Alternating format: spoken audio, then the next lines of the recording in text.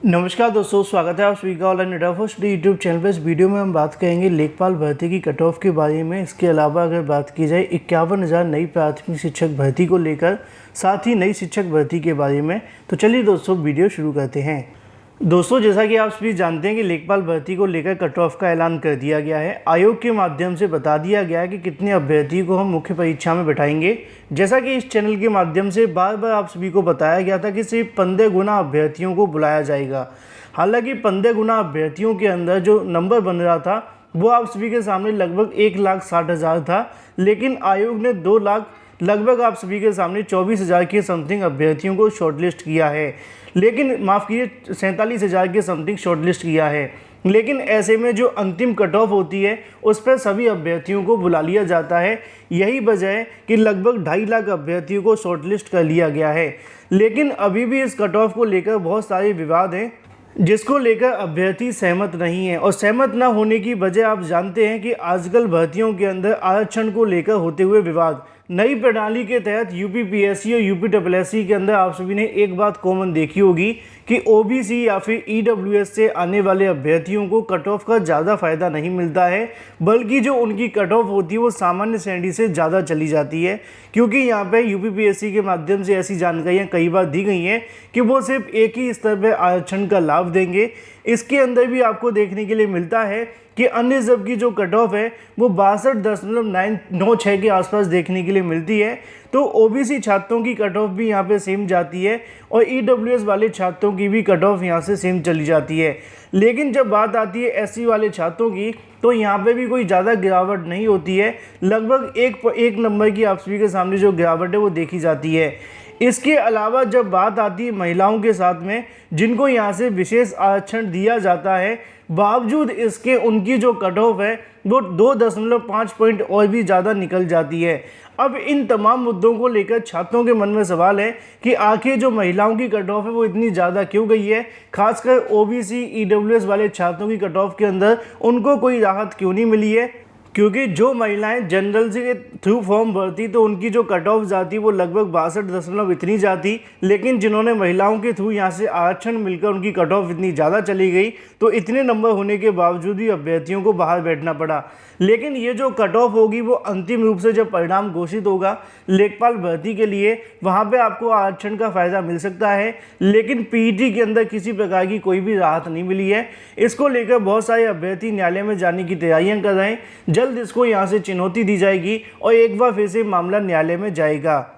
एक बड़ा सवाल ये भी था कि भर्ती को लेकर मैंने हमेशा आप सभी के सामने बताया था कि पीईटी एक सिर्फ क्वालिफाइंग नेचर का एग्ज़ाम है और इसके अंदर एक फिक्स कट ऑफ होना ज़्यादा महत्वपूर्ण है। क्योंकि आगामी जो भी भर्तियाँ आएंगी, अगर उसके अंदर पदों की संख्या 100 या 125 होती है और उसके लिए 15 गुना को बुलाया जाएगा, तो आप जानते हैं कि ज़्यादा बेनिफिट नहीं मिलेगा। सिर्फ 1500 से लेकर 1600 अभ्यर्थी निकलेंगे। मान लीजिए लेखपाल की नई भर्ती आती है 4000 पदों पर और उसके लिए 15 गुना को बुलाया जाता है, तो उसके अंदर भी जो अभ्यर्थी सम्मिलित होंगे वो वही अभ्यर्थी सम्मिलित होंगे जो पहले से पीईटी के अंदर या फिर लेखपाल भर्ती के अंदर सम्मिलित हो चुके हैं। मतलब ये है कि बार बार 15 गुना बुलाने से ज़्यादा बेनिफिट नहीं मिल सकेगा और जो नीचे की क्रम के अभ्यर्थी हैं उनको तो खासकर बेनिफिट नहीं मिलेगा। अगर आपने मेरे वीडियोस देखे थे, मैंने आपको कहा भी था कि लेखपाल भर्ती के अंदर अगर 15 गुना आयोग बुलाता है तो 80 से लेकर ऊपर तक के जो परसेंटाइल वाले अभ्यर्थी हैं सिर्फ उनको ही बैठने का मौका मिलेगा। और ऐसा ही आपको देखने के लिए मिला है।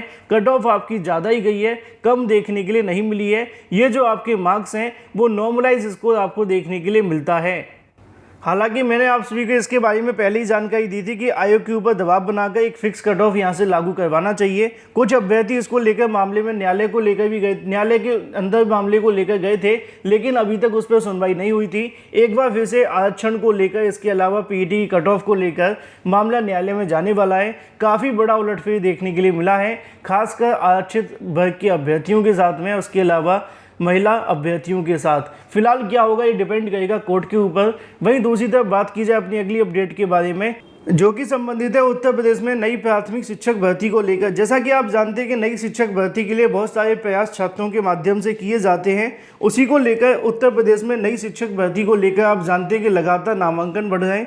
प्रदेश सरकार ने 2 करोड़ नामांकन का लक्ष्य रखा था। ऐसे में नई शिक्षक भर्ती को लेकर छात्रों को उम्मीदें थी, लेकिन यहाँ पर कहीं ना कहीं सरकार के माध्यम से अभी तक शिक्षक भर्ती के बारे में जानकारी नहीं दी गई थी। लेकिन इसी बीच अधिकारियों के माध्यम से शिक्षक भर्ती को लेकर एक जानकारी दी गई है, जिसको आप सभी पहले यहां से सुन सकते हैं कि नई शिक्षक भर्ती को लेकर कब से आप सभी को यहां से चीज़ें देखने के लिए मिल सकती हैं और सरकार के माध्यम से नई शिक्षक भर्ती को लेकर क्या तैयारियां की जा रही हैं। इसके बारे में अधिकारियों से लेकर मंत्री, इसके अलावा डिप्टी सीएम तक मुलाकात हुई। उनके माध्यम से भर्तियों के बारे में क्या कहा गया, आप सभी यहाँ से सुन सकते हैं।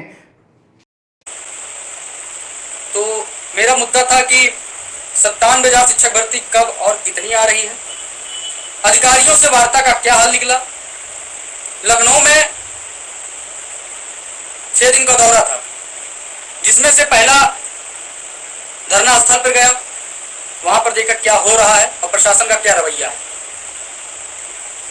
उसके अगले दिन मंत्री आवास और डिप्टी सीएम से मुलाकात के लिए कोशिश किया और मुलाकात किया। फिर उसके अगले दिन बेसिक शिक्षा परिषद और SCRT और DG महोदय अनामिका सिंह से मुलाकात किया और संयुक्त शिक्षा सचिव गणेश सर से मुलाकात किया। यहां पर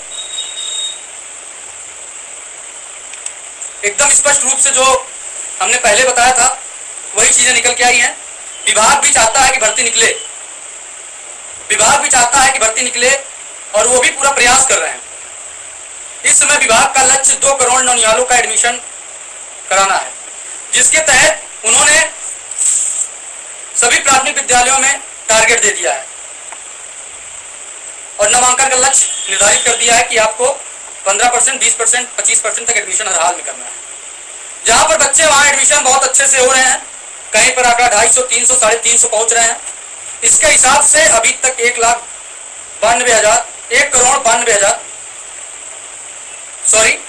92 लाख नौनिहालों का एडमिशन प्राथमिक विद्यालय में हो चुका है और मई लास्ट तक जो है 2 करोड़ का लक्ष्य पूरा हो जाएगा।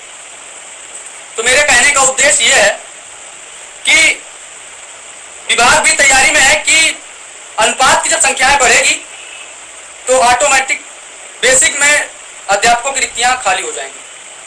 जिस प्रकार 2 करोड़ नौनिहालों का एडमिशन होगा और एक प्राथमिक विद्यालय में 350 बच्चे पहुंचेंगे, उनके हिसाब से 8 टीचर 9 टीचर की अत्यंत आवश्यकता पड़ेगी। और इस समय हम मई में संघर्ष करते हैं तो सकारात्मक चीजें निकल कर नहीं आएंगी और जो माहौल है वो माहौल भी सही दिशा में नहीं जा रहा है। हमको आपको इस मई को आंतरिक मजबूत बनाना है। आंतरिक मजबूत में ये कि जब जून में संघर्ष का आगाज हो तो हमें टहलना ना पड़े। जिस दिन डेट घोषित हो उस दिन आप सब अधिक संख्या में पहुंच जाएं।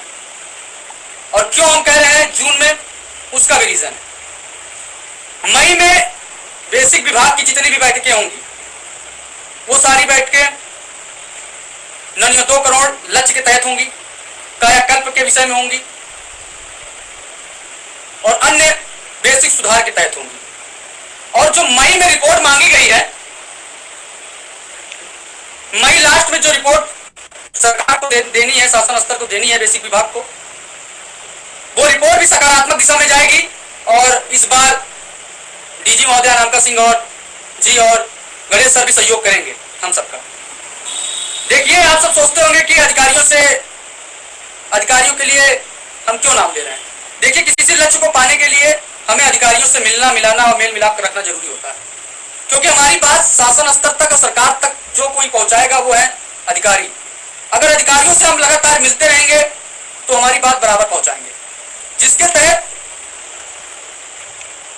निष्कर्ष ये निकला कि जब 2 करोड़ नौनिहालों का एडमिशन पूरा हो जाएगा मई में, वहां पर बेसिक विभाग की बैठक होगी और बैठक के बाद बेसिक विभाग सरकार को देगा कि इतने बच्चे हो चुके हैं और इसके तहत इतने अध्यापकों की अत्यंत आवश्यकता है।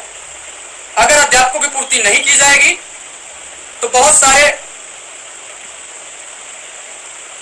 बच्चों की पढ़ाई कैसे होगी। लेकिन धरना को सही तरीके से, सकारात्मक तरीके से नहीं रखा जाएगा तो हमें पता है कि आप सब कितने धरने में आएंगे।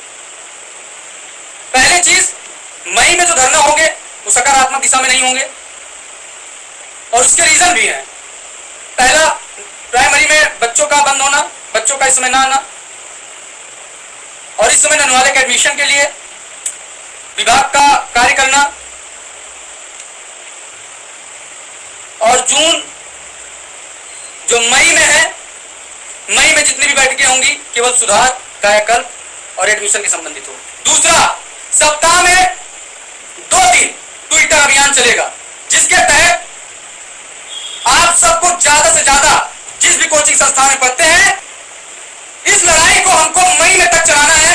जैसे ही मई की घड़ियां खत्म होती है और जून लगता है, वैसे ही पूरी तैयारी के साथ लखनऊ पर एक बड़े आंदोलन के साथ उतरा जाएगा और लड़ाई आर पार होगी।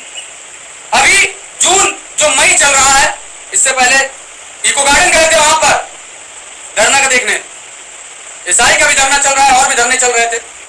लेकिन आगामी जो 3 महीने होंगे, इस संघर्ष में हम सब भर्ती लेकर रहेंगे प्रदेश सरकार से। बस आप सब 3 महीना और सपोर्ट करो।